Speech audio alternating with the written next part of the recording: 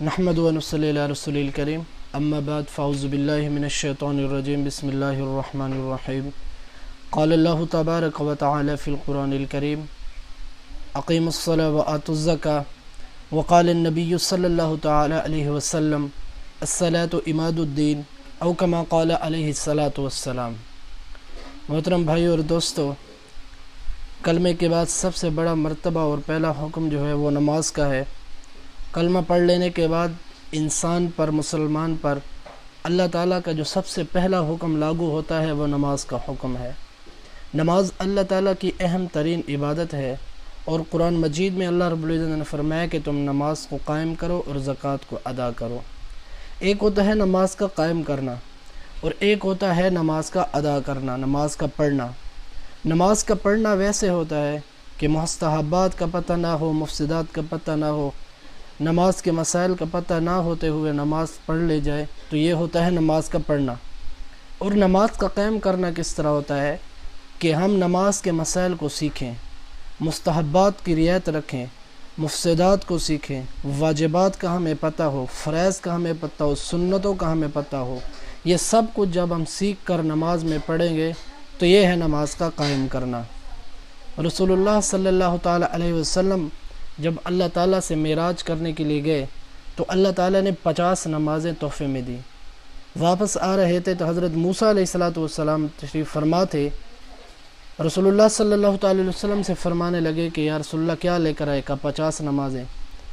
موسیٰ علیہ السلام نے فرمایا کہ میری امت پر 2 نمازیں فرض تھی، انہوں نے نہیں پڑھی تھی، آپ کی امت 50 کیسے پڑھ سکتی ہے؟ تو اس طرح حضور علیہ السلام نے 9 چکر لگائے، بجتے بجتے 5 نمازیں بچ گئیں۔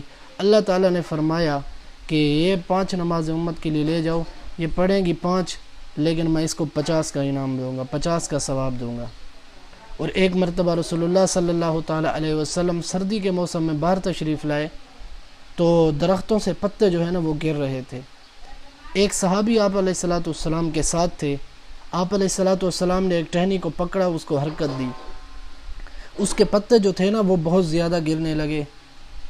تو صحابی سے فرمایا کہ آپ نے پوچھا نہیں کہ میں نے یہ کیوں کیا؟ صحابی نے فرمایا کہ یا رسول اللہ اب بتا دیں آپ نے کیوں کیا؟ کہ مسلمان بندہ جب خشوع خضوع سے نماز کو پڑھتا ہے تو اس سے اس کے گناہ جو ہیں ایسا ہی گرتے ہیں جیسا کہ یہ درختوں سے پتے گر رہے ہیں۔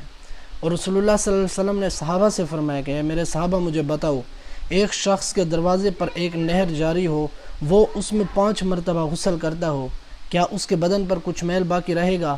صحابہ نے کہا یا رسول اللہ کچھ بھی باقی نہیں رہے گا۔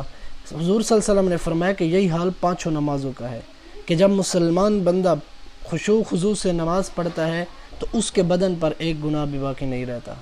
تو میرے دوستو، نماز کا سب سے بڑا مرتبہ ہے کلمے کے بعد، اور قیامت والے دن ایمان کے بعد سب سے پہلے جو پوچھ ہوگی وہ ہے نماز کی۔ اگر نماز اچھی اور پوری نکل آئی تو باقی اعمال بھی پورے نکلیں گے، اگر نماز بری نکلی، نماز پوری نہ نکلی تو باقی اعمال بھی خراب نکلیں گے۔